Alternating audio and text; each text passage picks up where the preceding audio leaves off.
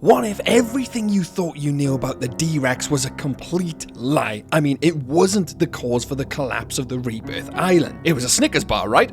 No, seriously. You see, many people presumed that the D-Rex was the actual cause of the entire collapse of the facility. This couldn't be farther from the truth. We've only got to look at the opening scenes and it tells us that. And further on in the movie, it gives us a massive hint to let us know the D-Rex wasn't solely responsible for the collapse. And that's without even talking about the military helicopter. But I will get onto that later. You see, in the opening sequence, we're greeted with this massive InGen facility. This is in 2010. This is when Jurassic World was operational. They'd already cloned their first hybrid, the Scorpius Rex, which was cloned in 2009. So the fact that they're passing off this island as a research station for the first dinosaurs is a complete load of bull. They already have them in Jurassic World. And let's remember, this facility is owned by InGen, which is a subdivision of Masrani Global. But here's the really interesting thing. Let's see how InGen reacts in 2015 during the collapse of Jurassic World. They seem to take over the entire facility of Jurassic World for military purposes. And Dr. Henry Wu himself actually has a deal with InGen. This is all getting really shady and dark. Not to mention, he tells Masrani himself, the owner of the company, that he's not allowed to tell him what the Indominus Rex was made of.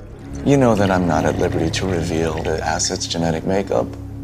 Modified animals are known to be unpredictable. So this Rebirth Island is clearly far more than meets the eye here. Now, I needed to say all that just to give a bit of background and flavour as to what's to come, because believe me, it does get pretty wild. So let's bring it back to the very start where we see the D-Rex. The D-Rex's reveal, where the man goes inside, he then gets locked in, and they lock the D-Rex in its enclosure. I've done videos on this in the past. The man then gets eaten, and we're all led to believe that this was the cause of the collapse. The D-Rex escapes, right? One, the D-Rex was locked in his pen. It was impossible for it to escape. And two, we don't actually see anyone leave the island at this stage. Sure, we see him run out of the room, but they don't actually leave the entire facility abandoned. I mean, would you really leave all this research, this work, multi-billion dollars of investment? I mean, they didn't even kill the D-Rex because it was worth a couple of million. They wanted to keep it around. So you're telling me, even though the D-Rex is contained in his pen, they were just going to abandon the island? No, something else happened, which caused the collapse. We know there's other mutants in the facility. We see one of them, the Mutodon. We see several live versions, well, at least one live version in the movie. And when the power resets because of a Snickers bar, the likelihood is other pens and the other parts of the facility also reset exactly like the D-Rex's enclosure. Now, the D-Rex was contained, but what about the other animals, the Mutodons, and other things we haven't seen? Looking at the intro scene, there's something extremely interesting on the wall. This scene here, you can clearly see 9 days accident free. So you're telling me the facility's only been just over a week since there was an accident where? With the other mutants we haven't seen? We know there was a two-headed raptor in the facility. Chances are there's a live one there somewhere. There was a two-headed triceratops in the facility. We never saw that. I highly doubt there was just 2 mutants in this facility. There's others which we are yet to see. Which brings me on to the down and crashed helicopter. Now, just like the beginning scene, we see a helicopter flying into the facility. If there was a giant Quetzalcoatlus flying around, potentially attacking things in its territory, would they be flying helicopters in and out willy-nilly? Of course they wouldn't. They would fear that this giant bird would attack and destroy the helicopter. So that tells us that this Quetz was also on the island somewhere, or kept in a pen somewhere. There's no way that thing would be free roaming around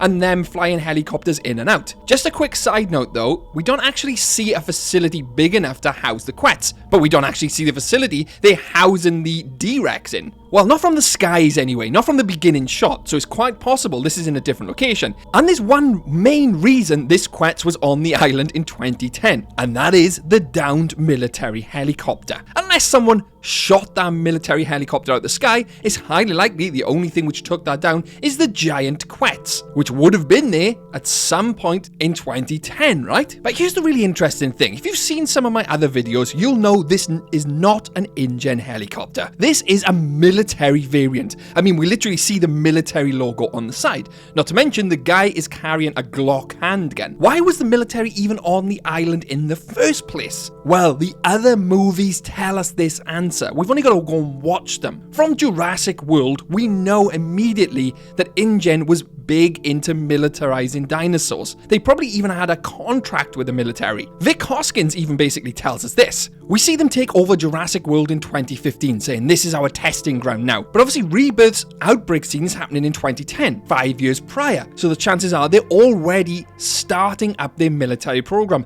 This is what the island was for. Not to make dinosaurs, but to modify genes to create some type of super soldier / dinosaur.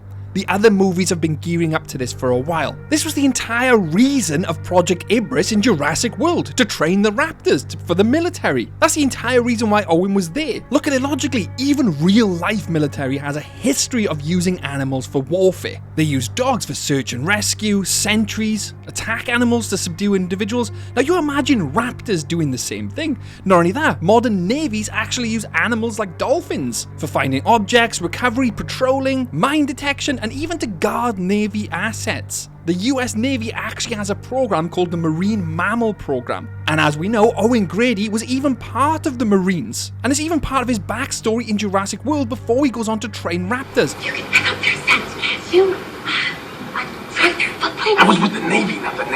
All this starts to fit together perfectly. This is then followed through in Fallen Kingdom, further expanded on with the Endoraptor. But to get to this point in Jurassic World in 2015, they have to have the prequel. So 2010 was the base foundation of them experimenting with dinosaurs and gene technology. And with that, we can come full circle and go back to the island and how it all starts, why the military helicopter was there, and what caused the outbreak. You see, after that initial power reset, the D-Rex doesn't escape. It stays in his pen, that's contained. The scientists would likely know this, but the other animals in the facility, now they potentially could have escaped. Now the Mutadon doesn't seem that intelligent, I'm going to be completely honest. Nowhere near as intelligent as a raptor. I mean, it's mindlessly chasing the crew around in Rebirth, so the question got to be asked, would it even know that the power went out? Well, it'd probably see the door open and make a bolt for it, and if that door's open, the door to the Avery pen could also be open, like I explained earlier. They clearly have a quet somewhere. That then gets loose. Before you know it, you've got 2 or 3 different animals now loose on this island. I don't believe this to be the first time that animals have escaped in this facility though, because let's bring it back to that picture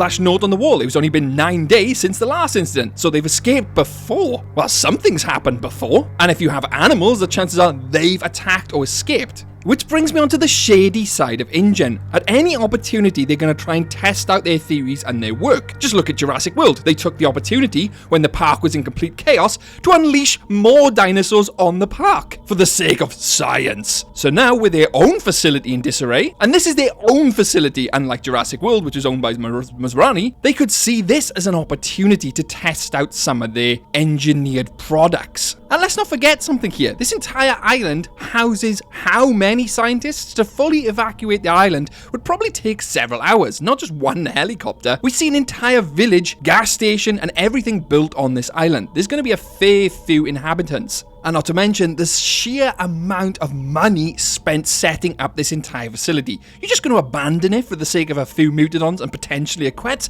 No way. They send in their security division. But this is where everything goes to pot. So at this stage, the D-Rex has now probably killed his first victim, that man, but it's still locked in the pen. We'll come back to the D-Rex in a minute though. A few Mutadons are maybe loose, and potentially the Quets. Now we all assume that helicopter, the military one in the trees with the guy in the Glock, fell when leaving the island. What happens if it never even got to the island in the first place? It was taken down before it even got to the facility, before it even unloaded its troops. Sure, we don't see lots and lots of bodies, but this will be several years later. They're probably long gone, picked clean. The chances are this helicopter was on its way in, got taken out. This would then thoroughly explain why they don't launch any more expeditions to the island. It's too dangerous. Not the fact that they can't escape, it's the fact that they can't even get there to begin with. The Quets will take them down. But there is a problem with this though. If the D-Rex was still contained in its enclosure, why then do we see it later on in the movie, 17 years later, still inside its enclosure with the door wide open? Someone